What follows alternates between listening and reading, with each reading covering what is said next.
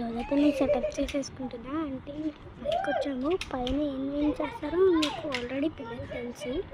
ఇప్పుడైతే వాళ్ళకి తెలియకుండా సెటప్ చేద్దాం.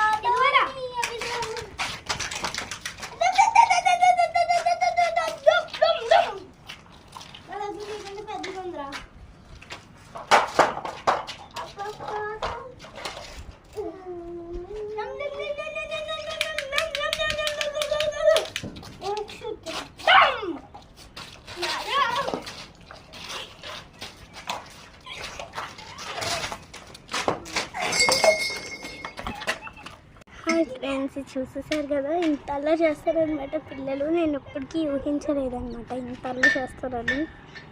నిజంగా I don't see that one.